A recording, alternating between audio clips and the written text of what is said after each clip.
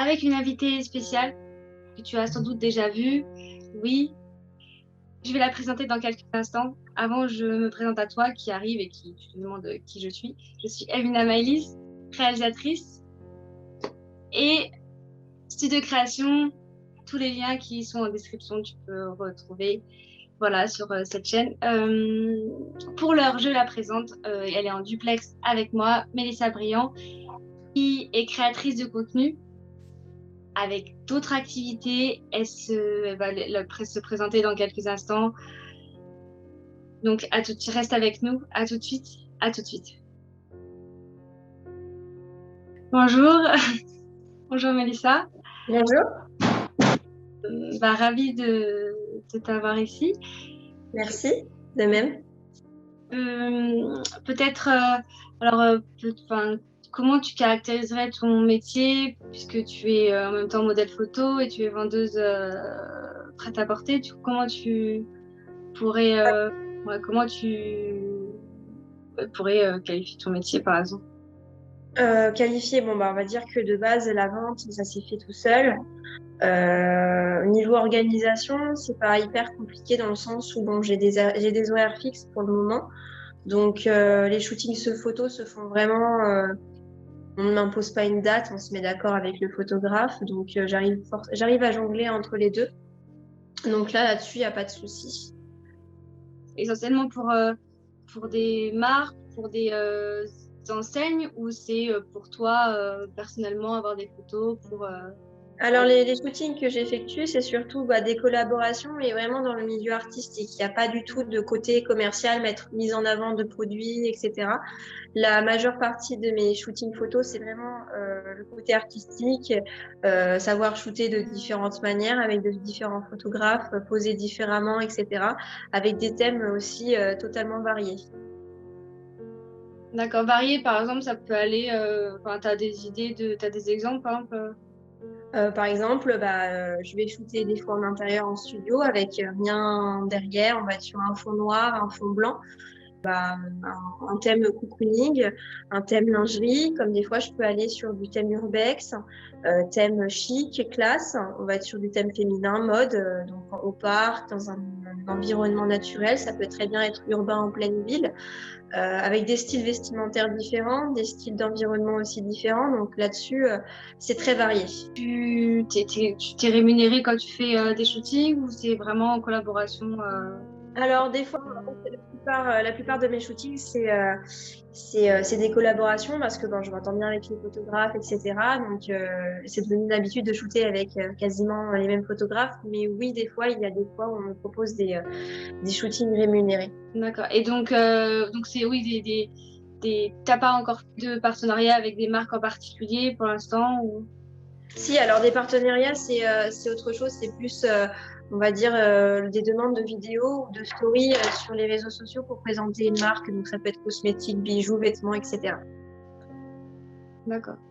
Et il y a des conditions, je veux dire, d'acceptation quand on te propose un partenariat, tu restreins ou c'est en fonction du produit que tu apprécies ou comment ça se passe? C'est en fonction du produit que j'apprécie et selon aussi si c'est du dropshipping ou pas. Si c'est quelque chose que je peux avoir sur AliExpress, je vais éviter de faire une pub pour ce genre de marque qui commande sur les AliExpress et qui le revendre au triple du prix de base. Voilà, vraiment des marques qui certifient que c'est bien leur produit. Mais après, en général, ça, je le recherche aussi. Parce que je pratique de la musculation, un peu de cardio, etc. En tout cas, muscu fitness. Donc, il y a deux marques qui m'ont contacté pour leur tenue de sport.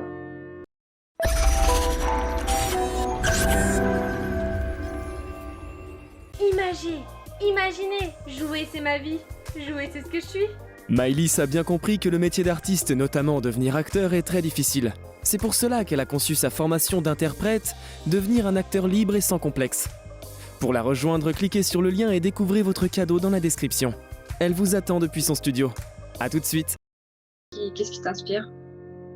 Qu'est-ce qui m'inspire? On va dire surtout sur les réseaux sociaux. J'ai toujours aimé ce monde-là, donc le monde communauté, très très dans la communication, parler, même si je connais pas les personnes à qui je parle en face. J'aime ce monde-là, j'aime être bienveillante, j'aime montrer ce que je fais, ce que j'aime. Si je peux inspirer d'autres personnes, pourquoi pas. Ce qui est dans la vente, après, on est totalement dans un monde différent parce que là, on est plus. Je ne suis plus je suis plus en face des spectateurs qui regardent ce que je fais, mais je vais plutôt être spectatrice de la clientèle. Et donc là, c'est plutôt moi qui vais m'adapter aux gens qui vont entrer dans le magasin. Et donc c'est totalement différent. Mais après, ce qui m'inspire dans la vente, on va dire, c'est le côté relationnel. Et, euh, et ce qui m'a beaucoup aidé également dans la vente, c'est qu'avant, j'étais une fille très, très, très timide. Et maintenant, ça m'a totalement sociabilisée avec les gens. Ça m'a beaucoup aidé pour l'élocution, parler plus facilement, plus m'exprimer plus facilement. Après, j'ai toujours été dans ce monde un peu virtuel, parler des gens peut-être que je ne connais pas. Parce qu'avant, on avait moins de réseaux sociaux, mais je faisais partie, vous savez, les jeux en ligne, etc. Et il y avait des forums. Et ces forums-là, on jouait à des jeux, on communiquait avec des personnes qu'on ne connaissait pas. C'était des enfants de mon âge ou plus grands, etc. Et en fait, me faisant harceler au collège, c'était ma bulle, on va dire, pour parler à des personnes et avoir des amis virtuels. C'était vraiment ma bulle. Et du coup, je pense que ça c'est aussi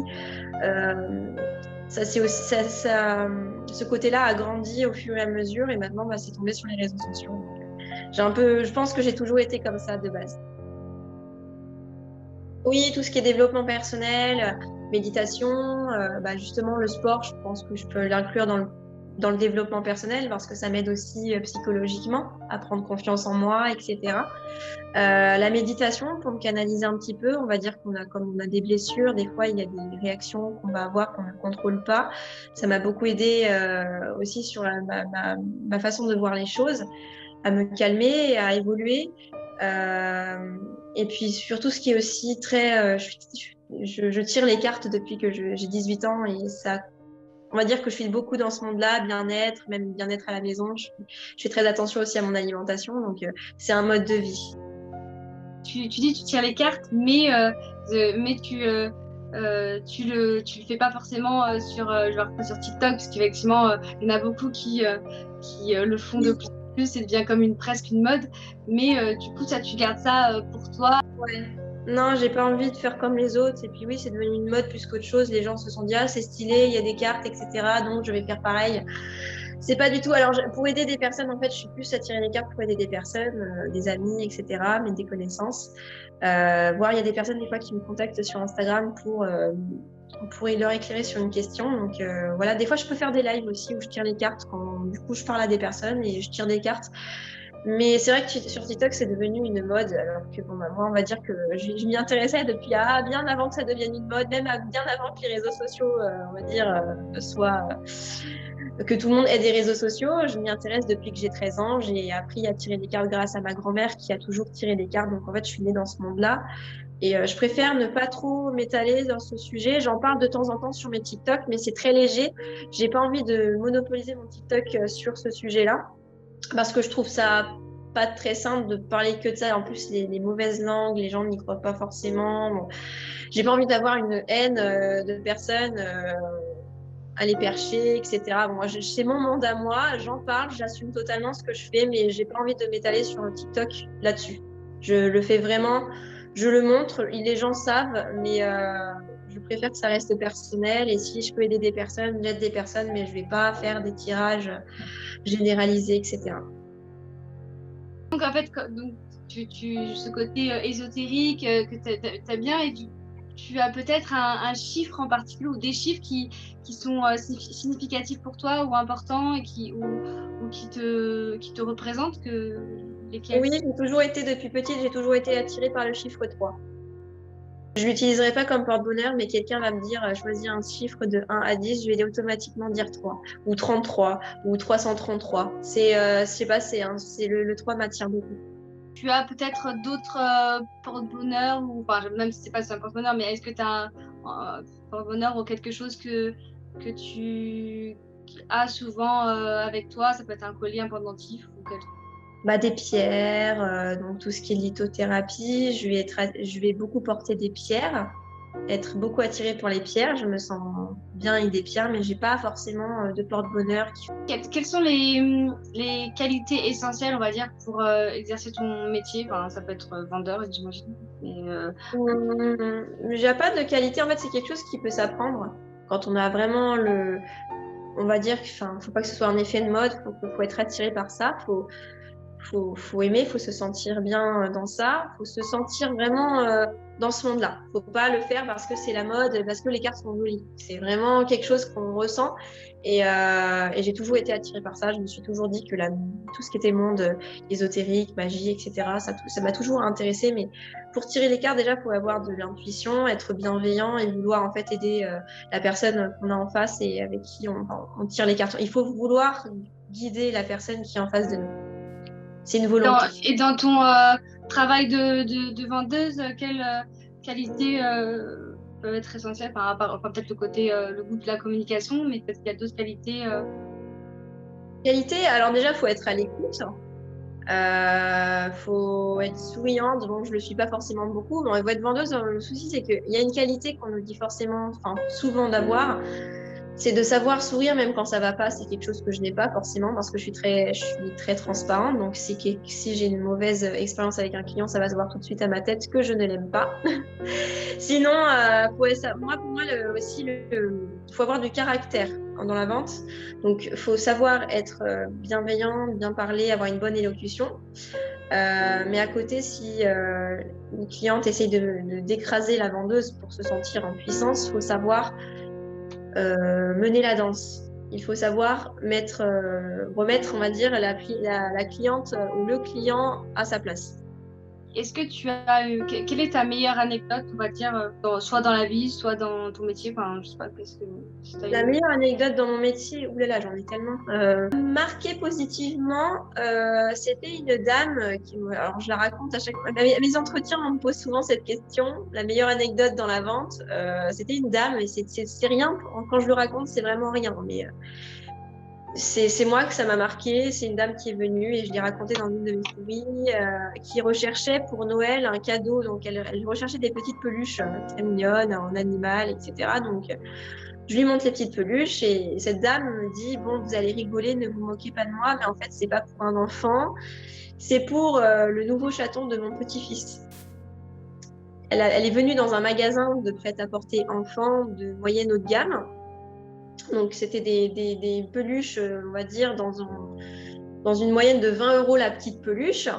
Et elle vient dans un magasin pour trouver une peluche pour le chaton de son petit-fils. Et c'était marrant, mais ça m'a touchée parce que j'aime beaucoup le monde des animaux et ce genre d'initiative venant de cette dame m'a beaucoup touchée.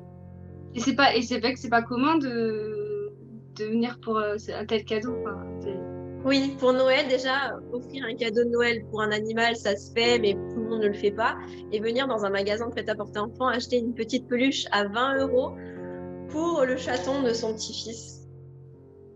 J'ai trouvé ça adorable, donc j'étais totalement fan. Je lui ai dit, non, ne vous excusez pas, madame. Enfin, ne vous dites pas que je vais me moquer de vous. C'est adorable, c'est mignon, j'ai adoré. Ton plus gros challenge? J'avais essayé mon challenge, on va dire, on va changer un peu de monde. C'était dans la photographie. Je suis passée, on va dire, du habillé à de la lingerie. Et on m'avait demandé de faire du topless, quelque chose que je ne voulais pas faire, mais on m'a dit non, tu auras la chemise ouverte, mais ça cachera ta poitrine, donc c'est pas vraiment du topless. J'ai essayé pendant 30 minutes, c'était un grand effort pour moi, c'était quelque chose où je n'étais pas vraiment à l'aise et j'ai dû arrêter parce que je n'y arrivais pas. C'était mon plus grand challenge dans la photographie, c'était ça. Ouais, c'est vrai que c'est pas évident de. Voilà, faut vraiment avoir cette intimité avec le photographe et puis même c'est vrai que de savoir que ça sera exposé devant d'autres personnes, c'est vrai que c'est pas évident. À la limite que ce soit ça peut être avec un accessoire pour cacher un accessoire, mais du coup ça reste avec l'accessoire. Mais lingerie, ça me dérange pas dans le sens où on se met tous en maillot de bain l'été, c'est exactement, ça couvre exactement de la même manière. On est un peu plus sensuel dans une lingerie à dentelle, Mais là, c'était carrément, j'enlevais mon soutien-gorge et j'avais la chemise qui camouflait mes seins, mais je n'y arrivais pas. Je ne pouvais pas, j'ai essayé, mais je n'y arrivais vraiment pas. C'était pas du tout évident. Donc pour toi, le nu, c'est pareil, quoi. Non, je pouvais pas. Je pouvais pas. Et pourtant, on m'a dit que c'était plus compliqué de passer du habillé à la lingerie que de la lingerie à nu. Alors que moi, c'est totalement l'inverse. La lingerie, pour moi, je la considère comme un maillot de bain ou un crop top. Ou voilà, ça couvre de la même manière. Pour moi, il n'y a pas beaucoup de différence. Mais par contre, au nu, on part carrément sur des parties intimes. Donc, non, je ne pourrais pas. C'est une limite que je ne peux pas franchir. Après, beaucoup de femmes le font, c'est magnifique. Il y a des photos qui sont magnifiques, mais moi, c'est quelque chose que je n'ai pas envie de faire. Super-héros préféré, ce serait... C'est une vilaine, c'est Harley Quinn. D'accord. Voilà. Bah, sinon, La Belle et la Bête, mais en Disney, c'est ça. Mais sinon, dans les héros du style DC Comics ou Marvel, moi, je dirais Harley Quinn. Et quelles sont les difficultés liées à ton métier? Ça peut être dans la vente ou dans modèle photo, mais je pense que plus dans la vente parce que c'est pas évident. Garder son sang-froid. C'est pas évident pour moi. Si tu devais décrire ton métier en une image, tu dirais ce serait quel symbole ou quelle image? Alors, je dirais le circuit arc-en-ciel dans Mario. En fait, on a beau connaître le circuit par cœur, on vient tous les jours, on sait ce qu'on a à faire, on sait ce qu'on a, voilà, mais en fait, on a tellement de virages, on va dire que les virages, c'est les clients, et il y en a tellement différents, on va dire que à tout moment, ça peut capoter. Je dirais ça. Pourquoi sur ce thème en particulier? J'imagine que c'est parce que tu voulais montrer ton métier, les différentes facettes, ou pourquoi plus sur cette thématique? Pour montrer aux gens qu'est-ce que je vis au quotidien. On va dire que ça me défoule. C'est-à-dire que les mauvaises journées que je vais passer, je vais m'en servir pour m'amuser et faire de la comédie sur TikTok. En même temps, moi, j'aime beaucoup jouer la comédie, donc j'aime beaucoup faire ce genre de vidéos en exprimant un peu ce que je vis tous les jours. Après, il n'y a pas forcément que dans le métier de la vente. Il y a aussi des anecdotes avec des personnes que j'ai connues, des anecdotes avec des proches, ce que je peux vivre au quotidien en dehors de mon boulot. Je montre aussi certains de mes shootings. Je montre aussi tout ce qui est tenue vestimentaire, mode, parce que je m'intéresse beaucoup à ça. T'as un livre en particulier que tu lis en développement personnel, hein, ou qui te motive ou qui te booste, ou un coach en développement personnel qui te motive Non, je me débrouille toute seule. Je fais des méditations guidées, comme je fais des musiques, des méditations non guidées, seulement des musiques pour m'endormir. C'est beaucoup aussi avec des pierres, c'est beaucoup avec des guidances, des cartes. C'est quelque chose que je fais toute seule dans mon coin. Je suis avec personne là-dessus, c'est vraiment moi personnel. Motivée, à chaque fois que je commence à avoir les nerfs sur quelque chose qui me prend ici, je relativise toujours, je me dis c'est pas grave, vraiment, j'essaie tout le temps de relativiser les choses que je prends trop à cœur.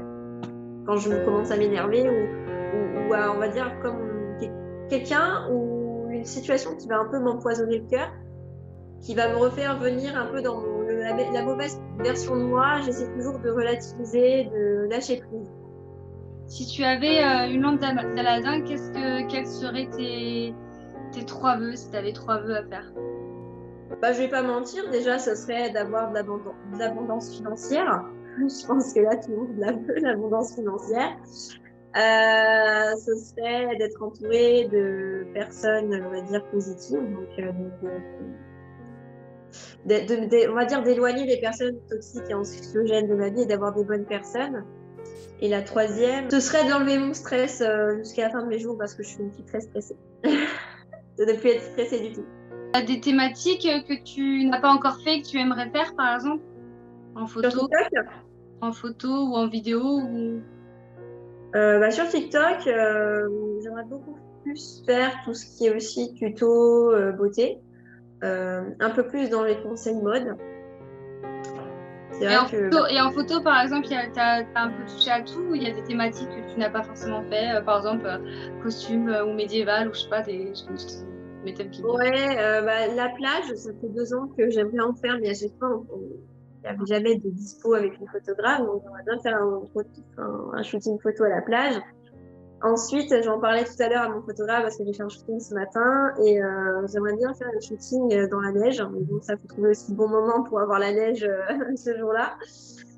Ou alors faut une fausse neige dans un studio ou un truc. Ouais, voilà. Mais avec alors, après, ça à voir, faut la trouver. Mais dans la neige, il y a tellement de tenues qui sont sympas. Mais là, j'aimerais bien trouver une très très grande robe rouge pétant pour aller sur la neige. Quel est ton film ou ta série préférée? Mon film préféré que j'adore, c'est Insaisissable. Et là, j'en ai réussi à avoir les larmes aux yeux en lisant. C'était le livre La Rencontre, inspiré d'une histoire vraie. Et quel genre de livre t'étais plus Plutôt fantastique. Les livres que je lis, ça va être vraiment consacré à la magie, à l'ésotérisme, etc. Ouais, mais ça reste quand même oui, voilà. la lecture. Oui, voilà, c'est ça. Et donc tu fais très attention si tu vois des signes en particulier quand tu vois des signes ésotériques dans ta vie de tous les jours, j'imagine. C'est beaucoup d'heures miroirs. D'accord. Ouais. Voilà. Donc 11h11, 22h22. D'accord. C'est vrai qu'en ce moment j'ai l'impression que beaucoup ont des heures miroirs. Alors après, est-ce que parfois il y en a qui disent que ça peut être lié au côté sentimental, d'autres au côté plus professionnel ou plus sur le fait que les projets avancent ou que les guides sont autour et nous guident. Voilà, en fait, 22h, je sais que 22h22, je tombe dessus, mais vraiment par hasard, c'est que je vais, comme par hasard, prendre mon téléphone, regarder l'heure, il va être toujours 22h22, et ça, c'est tous les jours pratiquement. Depuis 2 mois, 3 mois. C'est toujours comme ça.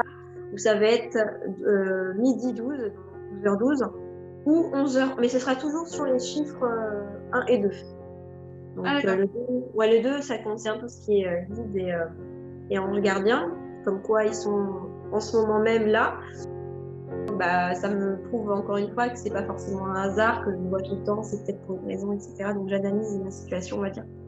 Pain au chocolat ou chocolatine? Pain au chocolat.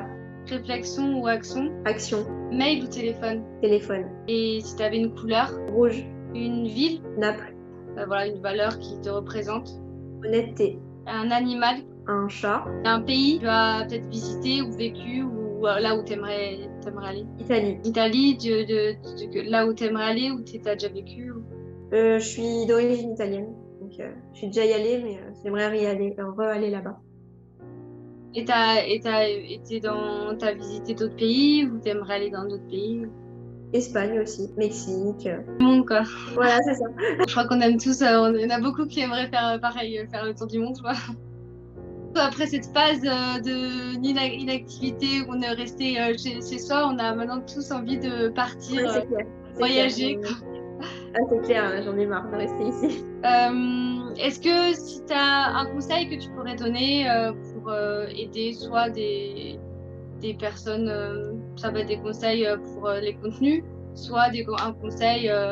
J'aimerais juste donner un conseil à des jeunes qui sont victimes d'harcèlement. Surtout, il ne faut jamais se taire, toujours le dire. Et même si parce que la plupart des établissements ne prêtent pas attention à ce qu'on dit, mais toujours ne jamais se taire et ne jamais se laisser faire. Et se dire tout le temps que même si actuellement on se sent faible, on se sent rabaissé, on se sent, on va dire, comme une merde, hein, je le dis carrément, parce que tout le monde toutes les personnes nous pointent du doigt en nous rabaissant. Il faut se dire que quand on grandit, on évolue et on devient plus la meilleure version de nous-mêmes que on a toujours cette revanche en grandissant et qu'il faut pas rester sur le moment présent. Il faut jamais se taire. En fait, en gros, j'ai été victime d'harcèlement et en fait, je me suis sentie comme une moins que rien.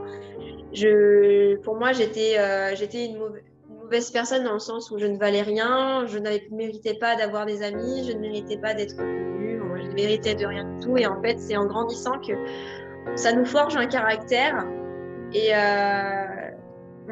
ça nous fait prendre confiance en nous au fur et à mesure. Donc, c'est juste pour dire aux personnes, aux adolescents qui sont victimes de ça actuellement, qu'en grandissant, on ne reste pas moins que rien dans notre tête, on ressort plus fort et meilleur. D'accord. Voilà. Merci. Merci à toi. Merci beaucoup pour l'interview.